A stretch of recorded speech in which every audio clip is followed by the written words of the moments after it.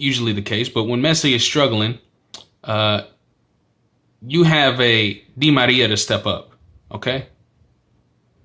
Or, of course, when Argentina is struggling, you have a Messi to step up. And that's probably a bad comparison because, you know, Messi is the greatest player in the world. But you get what I'm saying, all right? And Michael Bradley just doesn't have that type of quality, okay? Especially back in 2010, all right? Especially back in 2010. I think it's really important that they lay out a philosophy for U.S. soccer and say, you know, where do we want to go? I mean, hopefully, you know, by the end of the year, the USA will get the World Cup 2022. That's what they're going for. They go also for 18, which they didn't get. But it looks more likely that it's going to be 2022. And so you need to know how you develop actually the players. And it's very difficult within the American culture to talk about that topic because you are the only country in the world that has the pyramid upside down. Here he goes. You pay for having your kid play soccer because your goal is not that your kid becomes a professional soccer player, because your goal is that the kid gets a scholarship. And that is one of the main reasons why the United States will always be behind the best countries, the best nations in football. Always. Until they change it around, it would always be like that.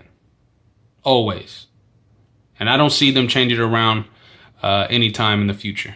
In a high school and in a college, which is completely opposite from the rest of the world. And you've seen this firsthand living in the States. I had 12 years now, and it's a tough one because soccer is very similar to basketball. You need it out of the lower class environment, and soccer worldwide is a lower class environment sport.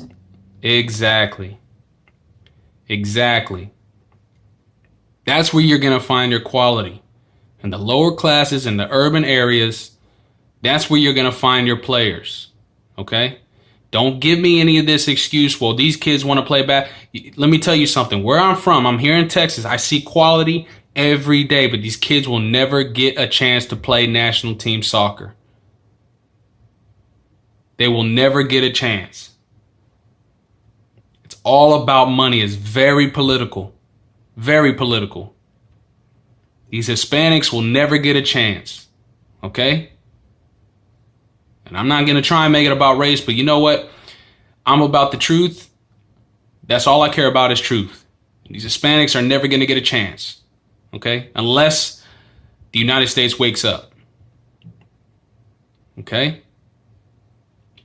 You know, we all got up, you know, from very kind of moderate families and fought our way through.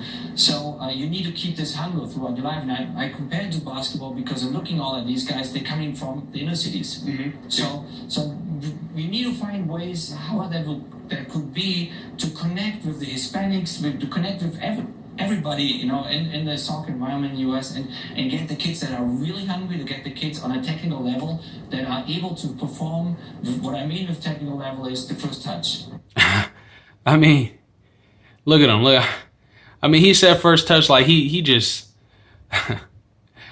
he just couldn't stand what he saw that game. Oh my goodness.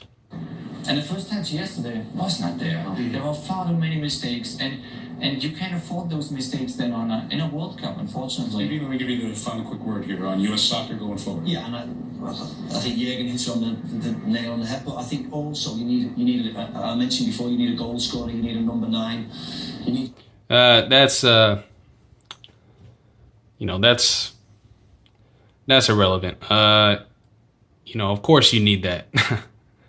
But, you know, he's just trying to, there's nothing that he can say after what Jürgen just said. But again, I just wanted y'all to see that. It is what it is. Thanks for watching.